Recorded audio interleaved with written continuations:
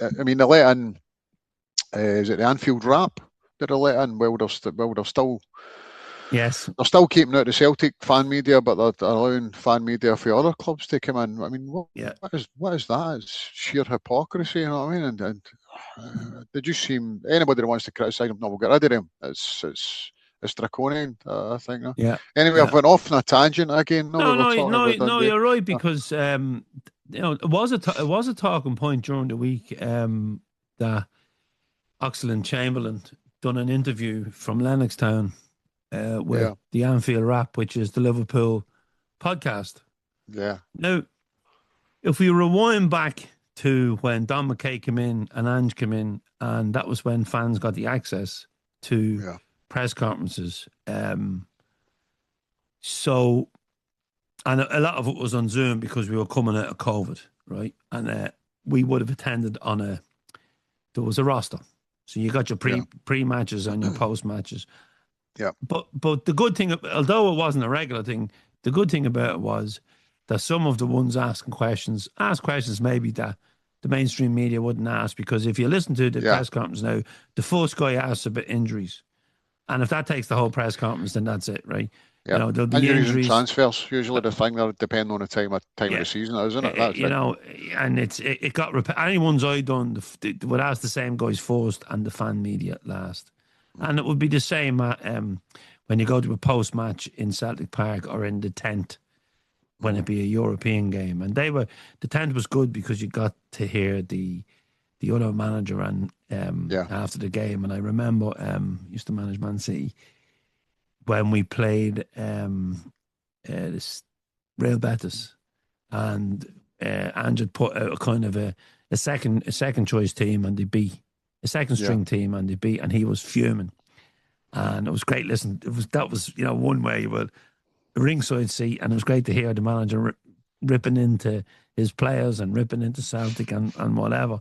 And then Ange came out and done his bit. But before this all happened, there was a meeting called, and different fan media was invited on Zoom. If memory serves me right, podcasts, fanzines, websites, Yeah. And Ian Jameson was there and someone else, and they chaired the meeting. And it was about, getting access and what was. And when it was my turn to speak, I said, well, one size doesn't fit all, because we're a fanzine, and really what we would like is maybe one interview a year with the manager and maybe one with the captain. That's all. Yeah. 2 interviews a year. Not really interested in going to press pre and post match press conferences. Yeah. We can if they're there, but as a magazine, we'd like long content and something that's not going to go out of date. Aye. And it's not as if you're a news agency is putting something out on a daily basis. We're not going. We didn't want news sound every day. bites. No. But I think so it was always going to be a two-way.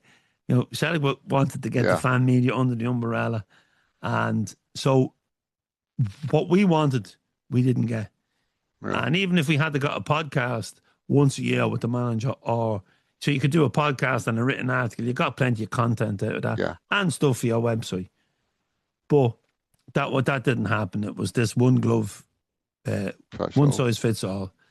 So, but I was, when I had the Anfield Wrap, and then I wasn't overly, but then I was out walking the dog, and I got thinking, and I was going, I suggested this, and they've never given us access for an interview with a player or a manager. No. In 25 years. We've actually reached that point where they don't want us there at all. They don't. That's the thing. It's about criticism. It's all right. They want the fluffy stuff. Yeah. They want the fluffy, positive stuff, but they don't want the other side of that. No, it's just. Well, we were constantly bombarded then with press releases, for a new kit, for fashion wear, for Adidas stuff, right? For the feel-good factor. Mm-hmm. If the foundation were doing something, if the club was hosting a night with a player, or whatever the club officially was doing, if they were turning up at the Superstore in Dublin, Dublin's gone now, but wherever they were turning up.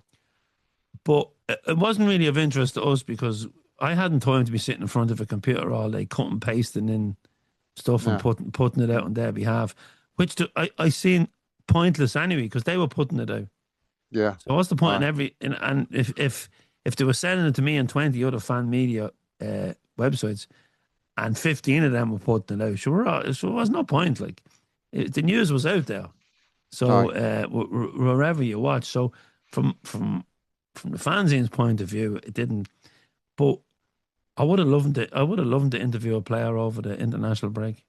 Yeah. You know, you could have been down and interviewed a player. You know, any of the team could have been down. Wouldn't it be nice to do an interview with Martin O'Neill? You know, from a different context. Like, you know, if you sat down and spoke to him about his music, his love of music, you know, what does he do outside football? You know, something. You know, it's all about controlling the narrative with him, but I just want to, and if it's, and they've got their guard up right away